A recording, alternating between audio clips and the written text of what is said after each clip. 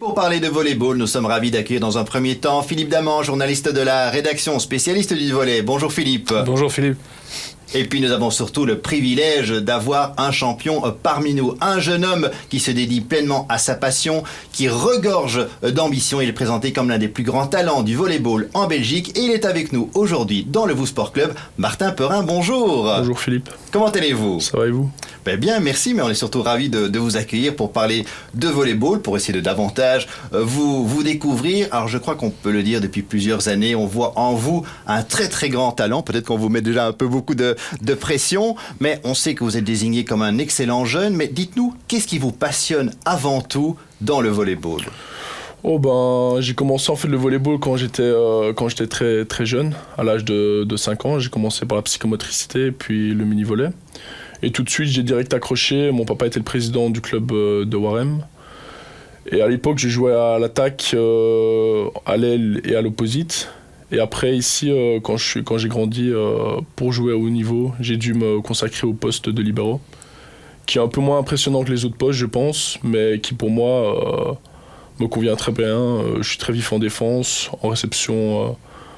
C'est une de mes grandes qualités. Et c'est une chose qui me plaît, c'est d'être, entre guillemets, celui qui dirige la défense et la réception. Philippe, un regard justement sur le jeu de Martin ? Mais quand on a 15 ans et qu'on est déjà considéré comme un des futurs grands joueurs en Belgique, qu'est-ce qu'on a dans la tête ? On sait qu'on va être libéraux, mais c'est un poste quand même très compliqué. Alors, qu'est-ce qui vous passe dans la tête à ce moment-là ?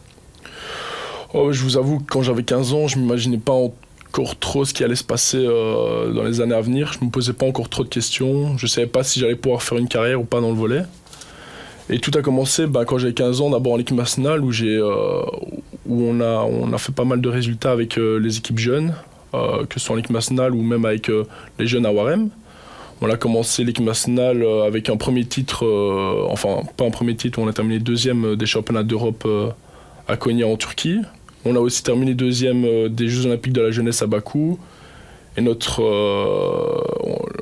en U20, on a terminé troisième c'était en République tchèque, je pense. On va voir justement quelques presses, parce que c'est vrai qu'à titre individuel, vous avez reçu beaucoup d'éloges, mais à titre collectif, vous faites partie d'une belle génération. Comme vous l'évoquiez, il y a eu les championnats d'Europe U17, il y a eu, je crois, aussi le festival de la jeunesse olympique, il y a eu dernièrement le mondial ici mondial, on a terminé aussi 5e. Oui. Et oui, c'est une bonne génération, je pense. On a aussi 2 joueurs qui jouent à Menin, 2 ailiers qui sont très forts. On a 2 centraux, dont un qui joue en Italie dans un des plus grands clubs à Trentino qui s'appelle Wouter. Puis on a aussi 2 jeunes joueurs qui sont avec moi à Mazeic, Liam McCluskey et Ferro Riggers. Donc oui, je pense qu'on a une bonne génération et ça s'est vu avec les résultats qu'on a fait au long de ces dernières années. Alors si vous êtes avec nous, c'est bien évidemment pour préfacer les playoffs du championnat de volley, du championnat de Belgique de volley que vous pourrez suivre sur les antennes de Divertissez-vous et de Vous Sport World. Alors vous, à titre personnel, vous êtes d'abord attaché au club de Warem. Votre papa était président, est toujours président du club de Warem. Vous avez aussi un frère, Pierre, je crois, qui joue là-bas. Mais vous avez tout de même réalisé une étape importante dans votre carrière avec un transfert à Mazeic, qui est l'un des plus grands clubs belges. Oui, ça allait très vite. En fait, je ne m'y attendais pas l'année passée. Ça faisait que 2 saisons que je jouais vraiment en Liga à Warem. Et à la fin de la 2e saison, j'ai reçu un message de Joël Banks à l'époque, qui était le coach de Mazeic, qui m'a dit « Oui, Martin, est-ce qu'on pourrait se parler ?» Donc on a eu une visio call à l'époque avec le Covid et on ne pouvait pas se voir. Et direct, Mazeic m'a montré son intérêt pour que j'aille jouer là-bas l'année prochaine. Et je vous avoue que j'avais déjà 18 ans, 17 ans.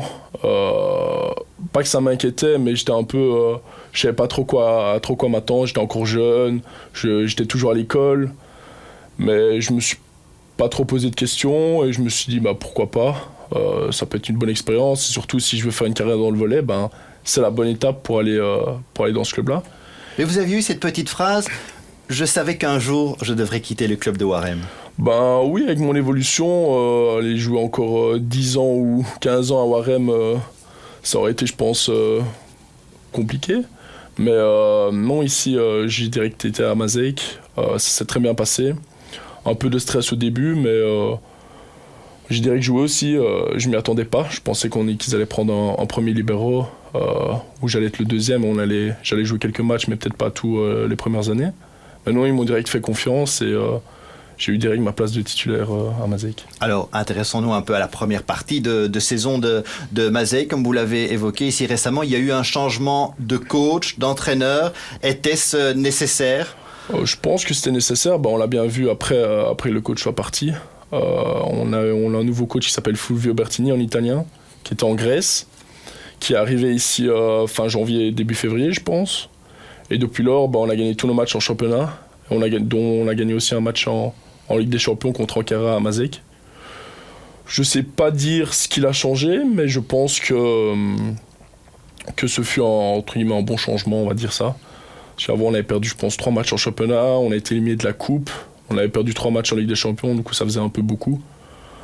Mais après, ça se passait aussi très bien personnellement avec le coach Joel Banks, qui s'occupait aussi beaucoup du développement des jeunes. Et ici, c'est plus centré sur les résultats à faire, mais ça se passe aussi bien avec le nouveau coach. Oui, Philippe, il y a une nouvelle dynamique tout de même qui a été instaurée. Mais il y a un changement quand même dans ce qui s'est passé dans ces 2 parties de saison. C'est qu'en début de saison, Joel Banks changeait assez souvent son 6 de base. Et puis, vous avez retrouvé une plus grande stabilité avec le nouveau coach. C'était plutôt toujours les 6 mêmes qui débutaient le match, non ? Oui, ici, je pense depuis le début que le coach soit là, que le nouveau coach soit là, il a toujours commencé avec le même 6 de base. Et ça a toujours plus ou moins bien fonctionné, même si, de temps en temps, on fait un remplacement ou l'autre. Mais c'est vrai qu'avec Joel Banks, c'était un peu plus compliqué. Puis même, on a eu des blessés. On va revoir aussi certaines images, peut-être, justement, de cette première partie de saison. Mais je vous laisse continuer, allez-y. On a eu des blessés, puis on a eu des positifs au Covid, on a eu des gens qui se sentaient un peu moins bien. Et c'est vrai qu'ils changeaient beaucoup. Et du coup, on n'avait pas une certaine régularité, entre guillemets, un certain automatisme avec une certaine équipe, quoi. Mais on voit ici des images de cette première partie de saison. Sur un plan technique, justement, comment jugez-vous cette première partie ? Sur un plan tactique aussi ? Non, je pense que début de saison très compliqué. On n'avait pas nos automatismes, tout le monde n'était peut-être pas à 100%. Mais voilà, je pense qu'à partir de la deuxième partie de saison, on a bien vu que tous les joueurs sont dedans et on fait des bons résultats, on fait des bons matchs. Que ce soit, je pense, tout le monde personnellement, il n'y en a jamais un qui flanche totalement son match, mais non, ça se passe bien. Et une dernière victoire en saison régulière du côté de Roulers. C'était important, même si par après il y a eu l'appel de Roulers en justice qui vous a fait rétrograder au classement. Oui, on a gagné 3-1 à Roulers. C'était un bon match pour nous. Et on était très contents puisqu'on j'allais retrouver Warem lors des phases éliminatoires où on jouait premier contre 8e, deuxième contre 7e et troisième contre 6e. Mais on a eu pas un souci, mais un match postposé qui a eu, je pense en février, c'était contre Louvain, où on avait perdu 3-2 et notre passeur venait d'arriver, il a joué le match alors qu'il ne devait pas parce que match postposé avant, il ne pouvait pas jouer à cause du Covid. Philippe, la première partie de Maaseik, l'analyse que l'on peut poser ? Je crois qu'effectivement, il y avait quand même quelques changements importants, donc il a fallu s'habituer, et puis peut-être qu'on n'avait pas aussi bien présupposé que Menon serait fort, donc ça a posé des problèmes. Je pense que l'élimination en coupe a coûté cher aussi psychologiquement. Peut-être qu'il fallait effectivement un changement. En tout cas, vous avez fini en boulet de canon et vous avez surtout battu Menon et vous avez battu l'équipe de Roulers lors du dernier match. Et normalement, vous auriez dû terminer premier, donc je pense qu'il y a eu un vrai changement positif. Est-ce que vous partez favori pour les playoffs ? Favori, je sais pas du tout. Après, on sait qu'il y a Roulers et Maaseik qui sont proches l'une de l'autre. Mais avec ce qu'on a fait les derniers matchs, je pense que les équipes doivent s'inquiéter un peu de nous, comme nous, on doit s'inquiéter aussi des autres équipes, parce que je pense qu'on c'est une année où les équipes sont très, très proches l'une de l'autre, et tout le monde peut battre tout le monde, du coup il va vraiment falloir être... On va en parler justement, mais peut-être que Philippe, on peut peut-être préciser justement pour les gens qui s'intéressent au volley ou qui veulent s'intéresser au volley, le fonctionnement du championnat de Belgique. Alors il est composé de 8 équipes au plus haut niveau. Il y a 14 rencontres qui sont disputées donc en saison régulière, aller-retour normal. Et puis maintenant il y a un nouveau tour de qualification des playoffs qui n'existait pas auparavant, qui fait jouer le premier contre le 8e, le deuxième contre le 7e, etc. pour se qualifier pour les 2 tours finaux qui rassemble plutôt les 4 meilleures équipes pour jouer ensuite le titre, et puis les 4 équipes qui ont terminé dernier au classement, qui peuvent aussi jouer un tournoi pour continuer la saison. Et puis il y a les finals qui se déroulent au meilleur des 5 manches. Mais comme vous l'avez dit, de nombreux adversaires, mais un en particulier, c'est Roulers, inévitablement, devrait-on dire. Bah oui, c'est le rival un peu de Mazeic depuis toujours. Ça fait quelques années, je pense, maintenant qu'ils disputent chaque fois le titre avec Mazeic. Et chaque fois qu'on va là-bas ou chaque fois qu'ils viennent ici, c'est vraiment un match à gagner, même si l'enjeu n'y est, même s'il n'y a aucun enjeu peut-être. C'est vraiment le match à gagner, qu'il faut gagner. C'est un peu le standard Anderlecht, je pense, du foot. On peut dire ça comme ça. Menace, là peut-être l'inattendu ou la surprise inattendue, ou l'adversaire dont il faudrait se méfier sans en avoir l'air. Il faut se méfier, oui, parce que aller jouer là-bas est très compliqué. Puis ils ont une équipe très jeune aussi, avec des qualités. Oui, ils ont Solukind à l'opposite et les deux qui étaient avec moi en équipe nationale, Simon Plaski et Seporotti qui montent en puissance. Du coup, il va falloir vraiment s'inquiéter. Ça va pas être des matchs faciles. Après, voilà, je pense que si on joue comme on l'a terminé, à 100%, si tout le monde se sent bien, je pense qu'on a nos chances pour gagner. Où la différence se fera-t-elle justement dans une ligne droite, une fin de saison comme celle-ci que vous allez aborder ? Moi, je pense que ça va être les détails, puis la forme. Ça devient la fin de saison, les équipes commencent à être fatiguées. Il va falloir être fort mentalement aussi, que ce soit même si on vient à perdre quelques points ou même des sets. Ça va être le plus important, et puis voilà. Philippe, Roulers, Mazeic, ce sont les deux ténors. Je crois depuis 1995 qu'ils gagnent tous les titres. Il y a juste la pandémie qui a empêché l'attribution d'un titre à l'un des deux. Oui, ça c'est, je dirais, une vieille tradition en volleyball. Il y a toujours eu 2-3 clubs qui ont dominé les championnats au cours de l'histoire du volley. Et c'est vrai que Roulers et Mazeic ont quand même un nombre assez impressionnant de titres, de victoires en coupe et en supercoupe. Ce sont nos traditionnels représentants en Ligue des Champions. Il ne faut quand même pas l'oublier. Le volley belge a quand même ce niveau-là pour être avec 2 équipes qualifiées directement au niveau de la phase de groupe. Après, ça devient compliqué parce que le volley polonais, russe, italien est quand même encore un autre niveau, mais c'est déjà pas mal. Ça montre quand même qu'il y a une certaine richesse dans le volleyball belge. Alors intéressons-nous un petit peu plus à l'aspect technique du jeu. Vous, votre poste, c'est libéraux. Il y a différents postes. Il y a passeur, il y a opposite. Libéraux. Ça, c'est votre place de prédilection. Justement, expliquez-nous un petit peu. On va voir quelques images. C'est vrai qu'il y a un positionnement et des zones très spécifiques à couvrir en volleyball. Le libéraux, déjà, c'est celui pas celui nécessairement qui est le plus petit, mais ça doit être un joueur assez vif sur le terrain. C'est surtout et qui a un maillot différent sur les images pour ceux qui connaissent pas. Ça. Et celui surtout qui dirige la réception et la défense. Donc la réception, c'est quand il y a le service adverse qui vient. C'est celui un peu qui dirige, qui essaie de prendre beaucoup de place. Et en défense, il sera toujours positionné du côté gauche, à l'arrière côté gauche. Généralement, pas toujours, il y en a qui se mettent au milieu du terrain. Mais généralement pour essayer de défendre un max de ballons. C'est vrai que c'est un élément quasiment essentiel, évidemment, pour diriger le jeu. C'est un élément essentiel puisque je vais chaque fois remplacer les milieux, donc les centraux, qui sont généralement les plus grands et les plus grands. Et c'est moi qui vais les remplacer pour faire la réception et défendre. Oui, Philippe, la particularité justement de toutes ces zones à couvrir dans le jeu de position. La première particularité, c'est que le libéro ne passera jamais devant, donc il ne peut pas attaquer, il ne peut pas servir, donc il faut gérer ce changement continuel. C'est un poste unique dans une équipe de volleyball. Bon, on s'habitue à ça, mais c'est vrai que pour un néophyte qui n'a jamais vu de volleyball, il se demande un petit peu d'où il sort, et on ne remplace pas toujours le même joueur non plus, forcément, puisque ça tourne en permanence. Alors, il y a des phases qui sont souvent spectaculaires. La phase d'attaque et la phase de bloc, c'est vrai que ça illustre souvent le jeu du volleyball. On va voir quelques images, mais c'est vrai que ce sont aussi des phases qui doivent être réfléchies, très réfléchies. Oui, il y a beaucoup on dirait pas, mais il y a beaucoup de tactiques dans le volley, que ce soit à l'attaque, que ce soit nos choix en réception, en service, sur qui servir, en attaque, comment faire, au bloc, si on doit bloquer la ligne, si on doit bloquer la dia. C'est chaque fois des choix qui sont très réfléchis avec beaucoup d'analyse vidéo derrière. Et oui. Une détente tout de même. Une détente hors norme, devrait-on dire. Hein. Pour les attaquants, oui. Surtout pour être au filet, il faut généralement, à haut niveau, avoir une bonne détente ou être assez grand. C'est une des principales qualités À haut niveau, on peut estimer qu'un attaquant va frapper la balle entre 3,30 m et 3,50 m, même parfois plus haut pour certains, mais vous imaginez la hauteur quand même, où il faut aller chercher le bloc aussi, c'est vraiment impressionnant. Mais ce ne sont évidemment que quelques phases de jeu, comme vous le dites, il y a une palette tactique qui peut être vraiment très très large. Il y a une palette tactique qui peut être très très large, comme je l'ai dit, oui, il y a vraiment, sur tous les aspects du jeu, il y a quelque chose réfléchi derrière, donc il faut analyser tout ça correctement avant de jouer l'adversaire, que ce soit 2 heures, 2 heures, ou que ce soit Oui, ça doit être réfléchi, tout simplement. Alors pour vous, il y a tout de même aussi une autre évolution, c'est l'arrivée en équipe nationale senior. C'est tout de même aussi un fameux passage, une belle transition, une belle évolution pour vous. Oui, c'était une surprise pour moi l'année passée d'avoir été sélectionné pour l'équipe nationale senior.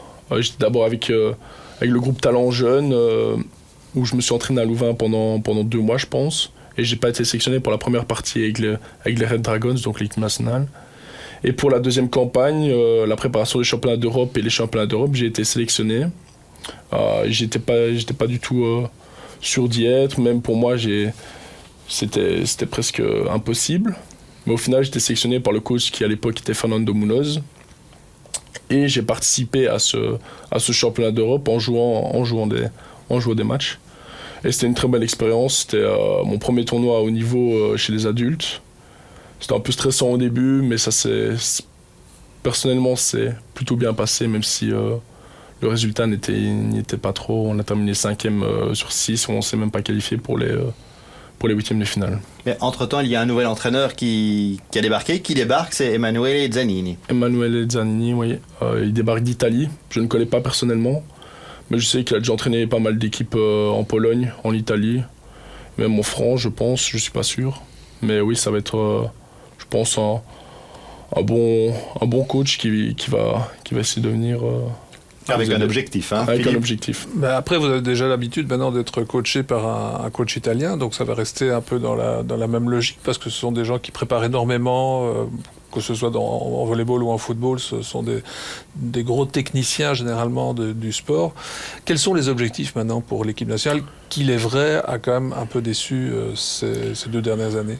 Je pense que l'objectif, ça va être surtout d'intégrer les jeunes, parce qu'en équipe nationale, ici, on a les plus vieux qui sont en fin de carrière et vraiment les plus jeunes. On n'a pas vraiment des gars de 25, 26 ans qui... Les plus expérimentés. Voilà, les plus expérimentés, pardon. Et du coup, je pense que ça va être d'essayer d'intégrer les jeunes. Ici, on a la Golden League qui va arriver en fin mai, début juin. Et puis après, on jouera les qualifications pour les championnats d'Europe en août. Je pense que ça va être faire un bon tournoi en European Golden League, voire le gagner, pour essayer peut-être de monter en National League. Et après, pour la saison prochaine, oui. Et après, gagner nos matchs en qualification des championnats d'Europe pour pouvoir participer à ce championnat d'Europe. Alors on évoquait Zanini, nouvel entraîneur de l'équipe des Red Dragons, mais Philippe, nous avons un illustre représentant sur la scène internationale au niveau des entraîneurs, c'est Vital Heinen, qui a été tout simplement champion du monde avec la Pologne. Oui, absolument, et qui vient à l'origine d'un petit village près de Mazeikiel. Il a joué de nombreuses années à Mazeikiel. Il a récolté 24 titres coupe, championnat, supercoupe avec Mazeikiel en tant que joueur. Il a récolté 25 titres coupe, championnat, supercoupe avec en tant que coach, et puis il a encore gagné cette Coupe du Monde en 2018 avec la Pologne. C'est une star absolument du volleyball. Alors aujourd'hui, il coach en Italie, mais là il est parti. Ça s'est pas trop bien passé la saison dernière. Donc maintenant, il va coacher l'équipe féminine allemande. Il a déjà coaché en Allemagne d'ailleurs. C'était Friedrich Schaffen. Il a aussi brièvement coaché l'équipe nationale belge d'ailleurs. Mais comme il disait, à une époque, en Belgique, on ne me connaît peut-être pas beaucoup, mais en Pologne, je ne peux plus me promener gentiment dans la rue. On l'avait interviewé l'année passée. À l'époque, c'était encore sur les réseaux sociaux avec Zoom. Mais bon, c'est un personnage vraiment à la fois truculent, mais passionné de volleyball, qui a une vision du volleyball qui est assez particulière. C'est vraiment un grand monsieur de ce sport, et je pense que tout le monde en Belgique peut être fier de cette réussite-là. Et en plus, il vient de Mazeikiel. Il vient de Mazeikiel, oui, j'ai déjà vu plusieurs fois à la salle, venir voir un match ou quoi, et même début d'année avec le repas Inspirant, j'imagine, comme personnage. Oui, inspirant pour ce qu'il a fait comme joueur, même comme coach. Ce qu'il a fait surtout avec la Pologne, c'est ce qui m'a le plus marqué, champion du monde il y a 3 ans, je pense. 2018. 2018, oui. Non, je pense que c'est une belle icône du volley belge, ça c'est sûr. Alors vous suivrez bien évidemment les matchs des playoffs masculins sur les antennes de Divertissez-vous et de Vous Sport World, mais vous suivrez aussi la finale du championnat féminin. Philippe, au niveau féminin, on peut le dire aussi, sur la scène internationale, il y a une très belle ambassadrice, jeune joueuse, 22 ans, originaire de Saint-Tron, Britt Herbots, qui joue actuellement en Italie, du côté de Novara. Novara, qui est premier au classement d'ailleurs. Il faut quand même souligner aussi que l'équipe nationale féminine belge a participé à la Ligue des Nations la saison dernière, a terminé 8e, ce qui est quand même un bon résultat quand on voit le niveau de cette Ligue des Nations. Ce sont toutes les meilleures équipes mondiales qui y participent. Et Britt Herbots, c'est sans doute la représentante la plus émérite du volleyball féminin, mais il y en a d'autres. C'est un sport qui est beaucoup pratiqué par les femmes dans le monde et qui est tout aussi spectaculaire que celui des hommes. Il va un peu moins vite, donc on a plus l'occasion de voir ce qui se passe aussi sur le terrain. C'est pas tout à fait le même sport, mais c'est vraiment très très intéressant et c'est très spectaculaire. Alors Britt Herbots qui joue en Italie, je crois que vous l'avez déclaré, votre rêve c'est d'un jour jouer en Italie. C'est d'un jour jouer en Italie, soit à Modène, enfin dans les plus grands clubs d'Italie, que ce soit Modène, Trentino. C'est vraiment mon rêve, c'est là où les meilleurs joueurs du monde vont jouer. Après voilà, j'y pense pas encore trop pour l'instant, je dois d'abord faire mon taf à Mazeic, on va dire. Puis après, si j'en ai l'occasion un jour, partir dans le championnat italien. C'est vrai qu'il y a une culture du volleyball en Italie. Oui, c'est un pays réputé pour le volley. C'est un des premiers sports avec le foot, je pense, en Italie. Ils ont terminé d'ailleurs champion d'Europe la saison derrière.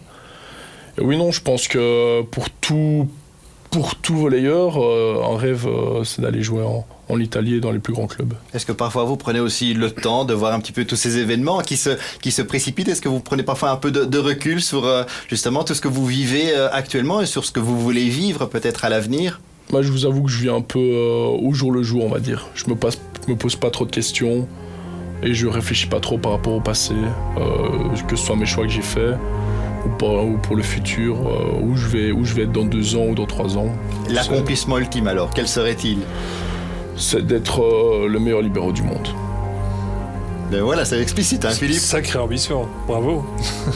Et donc, c'est vrai qu'avec Mazeic, il y a peut-être une première étape et peut-être qu'à l'avenir, vous aurez effectivement des transferts dans des grands championnats, dans des plus grands clubs. C'est tout ce qu'on vous souhaite. En tout cas, on va vous remercier, Martin Perrin, d'être venu aujourd'hui pour nous parler davantage de volleyball et aussi pour davantage vous découvrir. On sent à quel point vous êtes passionné et à quel point vous avez aussi de l'ambition. Merci beaucoup en tout cas d'être venu. Merci beaucoup.